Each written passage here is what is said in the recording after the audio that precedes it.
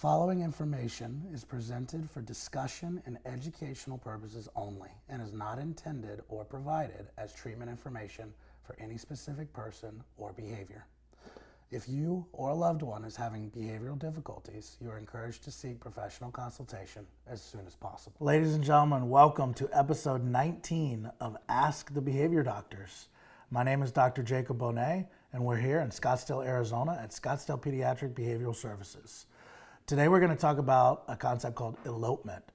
And it's kind of coming from a question from a mom that says, how do I keep my child close to me when we're out in public? My daughter has a tendency to run away from me frequently.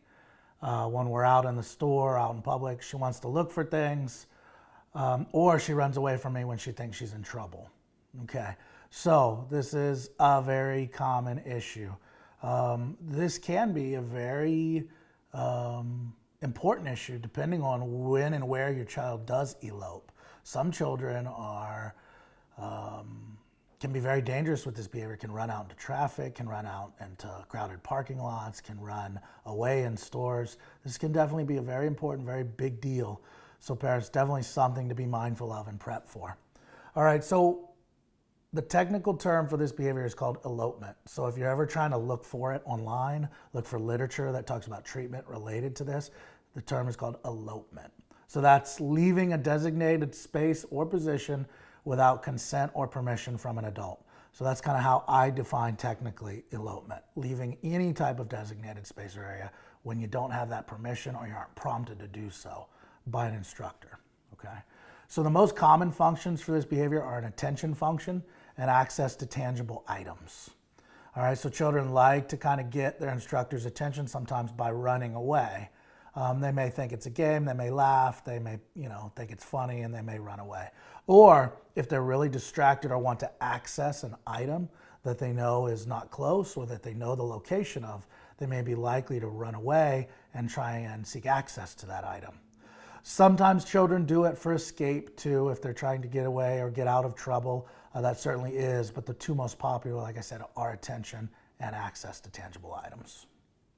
Knowing these functions is important because if you know the function of the behavior, you're going to be able to treat it with a function-based intervention. So figuring out why your child's doing it. And remember, the best question to ask yourself is, what does my child typically get after they try and elope? Do they get a lot of attention from me? Do they get a big reaction? Or do they typically access some kind of item, toy, something that they like? So look for those patterns. Again, if you're having trouble finding those patterns, you're going to want to consult with a professional to figure out functionally exactly why your child's doing why they're doing. So there's a couple prerequisites, parents, that I want you to know that your child has to have before they're probably going to be able to stay close to you consistently in public. And these are things that should be worked on as early as possible. Okay, as soon as your child starts walking, you should start working on these. Number one, your child needs to be able to follow directions. They need to be able to be compliant to a rate of at least 70%. So they need to follow at least 70% of the directions you issue to them. If they have compliance levels that are well below 70%, they're probably not going to all of a sudden listen to you when you're out in public. So you're going to want to be mindful of that, and you're going to want to work on that. We have other videos where we'll talk all about compliance, all about instructional control. I promise that information will be provided.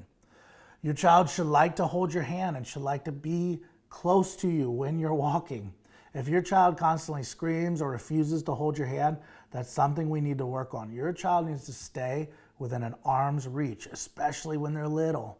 When they're 2, 3, 4 years old, they need to have that skill of staying within arm's reach. If they don't have that skill and they always refuse to do that, that's something we need to work on, because sometimes they do need to stay right by your side, especially in crowded, hectic, unsafe, unpredictable types of environments. Your child should have a very basic sense of safety. They need to have it at the most basic sense. They need to know not to run out in the street. They need to know it's not okay to talk to a stranger without mom or dad's permission. They need to know that they need to hold your hand while crossing the street. They need to know that they're not allowed to go outside of your eyesight. If your child has no concept of this or can't say these basic rules, you're probably not ready to have your child start walking closer. You need to work on that type of skill before they're ready. Your child needs the following skills to be able to walk by themselves around in public. Some parents ask me, when is my child okay to walk around by themselves? How do I know if it's safe? So I'm going to give you a list of things your child needs to be able to do, and if they're able to do most of these things, then they're probably okay. I would say that if your child's in grade school, they're probably not okay. Maybe let's say 8 or 9 for most typical kids. I feel like they would have these skills. It depends. Some kids mature at different rates, so it really depends on the specific child. All right, so your child needs to have the ability to fluently communicate with random adults. If they can't go up to any random adult and say, hey, where is this? Where's the exit? How do I find my mom? I'm lost. If they can't do that, that's a red flag. Quickly communicating with parents using a cell phone. Most kids these days have cell phones, even a basic cell phone for a young child. I mean, parents, if you're going to start letting your child distance themselves away from you out in public, I do think it's smart to have some kind of location or communication device, preferably a very simple cell phone. Doesn't have to be anything fancy, but I think it's a good safety measure. So they need to be able to use that cell phone fluently to contact you or contact emergency services. Knowledge and awareness of safety behaviors. They have to know what's safe, what's not, what's dangerous, what's not. If they don't express a good awareness of that, that's age appropriate, again, they're probably not ready to start walking out in public. Fluently reading signage. They have to be able to read basic signage that's around them. They got to be able to read where exit signs are, where certain locations of things are. If they can't read signage, you're probably going to want to work on that. Navigating around the environment without getting lost or confused. They've got to be able to navigate around basic environments, go down aisles, find the exits. If they go around multiple environments and are constantly getting lost or confused, again, probably an indicator they're not ready. And the ability to escape, protect themselves, or quickly notify others for help. If they can't protect themselves, they need to be able to at least run away. If they can't do that, then they at least need to be able to call for help quickly. Again, if they can't do any 3 of those, probably not ready to walk around by themselves.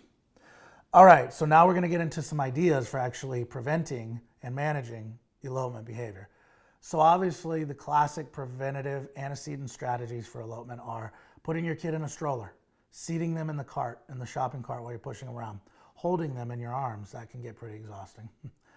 I actually have a new trend with a lot of my patients, with a lot of my parents. A lot of parents are getting these little GPS locators. They're getting either wearable technology, something they can put around their child's wrist, ankle, or they're getting this GPS technology in these little tiles, these little, just little blocks, little things. It's actually called a tile. They sell them at Best Buy.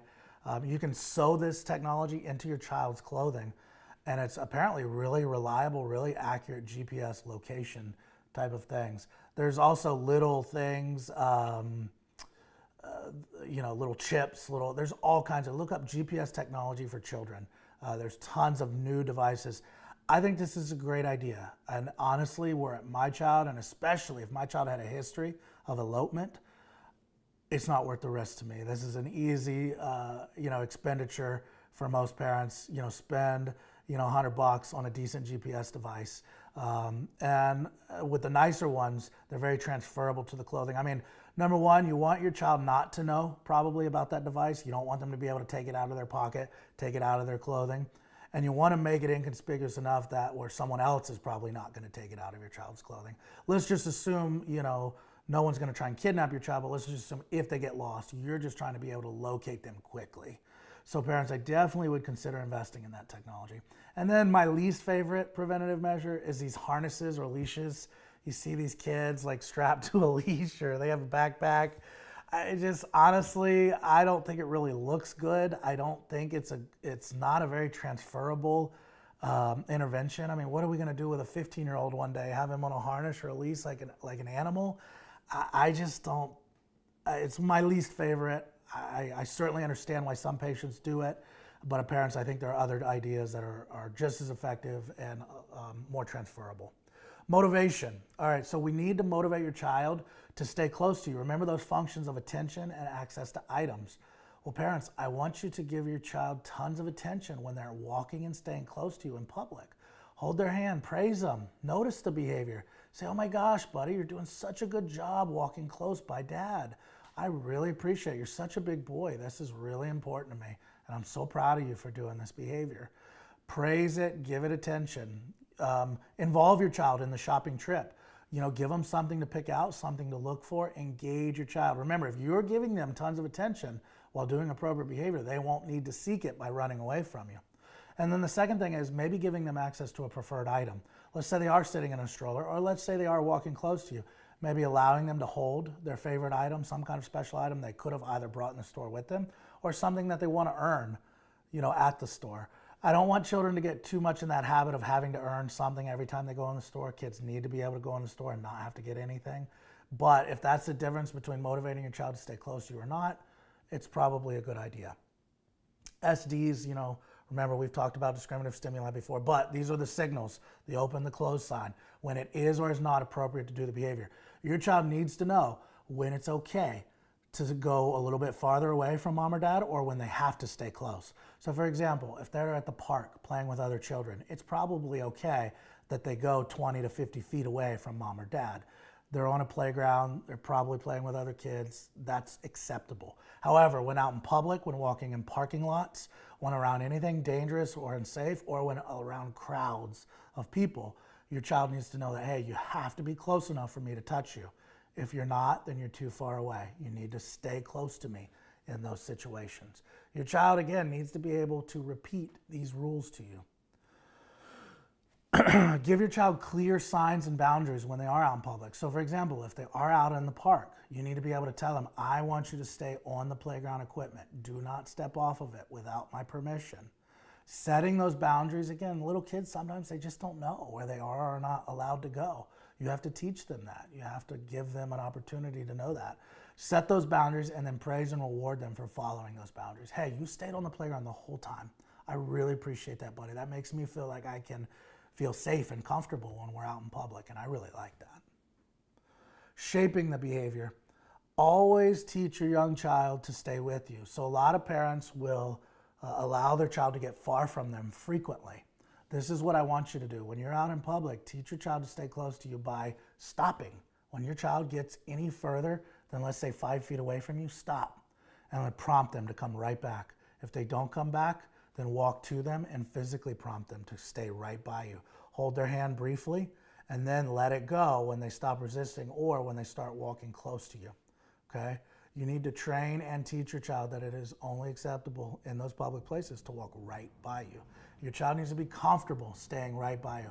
If they're constantly trying to run away from you, then out in public places is not the place to do that. Let's say they want to go to some jump zone or some playground or some trampoline place or whatever.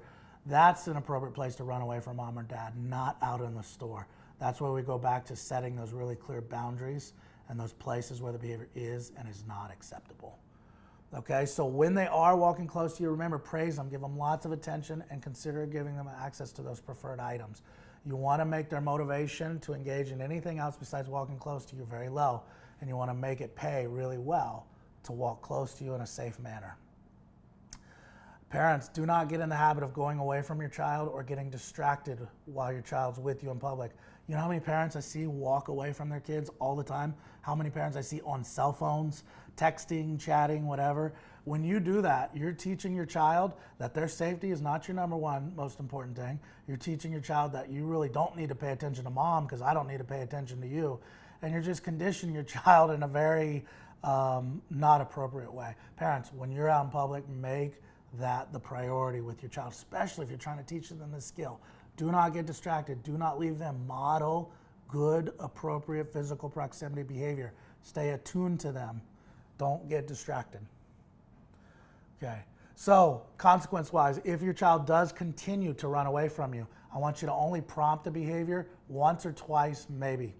If they continue to do it, I want you to go physically, put them in the cart, hold them, put them in a stroller, or leave the space if you can't do those. The reason I want you to do that is because I want you to send the message clearly that it's not acceptable or okay to run away from mom or dad and that that behavior won't be tolerated. Now, if they sit in the cart nicely, then you can allow them another opportunity to get out of the cart and walk nicely. If they do it again, then what I want you to do is, like I said, stop giving more chances and just say, hey, next time we come back, we'll try and practice. If your child constantly runs away from you. What I want you to do is, again, I want you to start small. I want you to go into smaller stores, smaller spaces where escaping and eloping is harder. So let's say go to the convenience store. Don't go to giant super Walmart. Go to places that are small and then teach your child to stay close to you. And then, like I said, praise, shape, and build that behavioral skill repertoire slowly over time. Some kids just need a little bit more practice, need a little bit more training, and they need that behavior to pay off a little bit more to make it important. They'll make it important when you do. If your child is out and they try to elope, say as little as possible, follow through very quickly, like I said, by putting them in a stroller, holding their hand, and then as their behavior gets appropriate, then that's what you use differential reinforcement for. As they begin to stay close to you, that's when you can let go of their hand. Then as they remain close to you, then that's when you can praise, shape, and build that behavior. Okay? I want you to be decisive, be quick with your consequences, say as little as possible, and I want you to be consistent. Don't sometimes do this behavior and then sometimes not. That's very confusing to kids. Kids need you to be 100% consistent with this as much as possible. The last thing I want you to do, parents, is I want you to consider making access to any earned item at that store totally contingent upon staying close to you. So let's say, for example, they are going to a store and you're going to allow them just some brief little treat or small treat, like, I don't know, a little sucker. Make earning access to that sucker totally contingent upon them staying safe, staying close to you, and following directions. If you do that, like I said, they're going to be much more likely to make that behavior important. So parents, that brings us to the end for today. I really sincerely appreciate you submitting these questions to us at info@scottsdalepbs.com. We want to thank our photographer, Mr. Philip Carnevale of philipcarnevalephotography.com.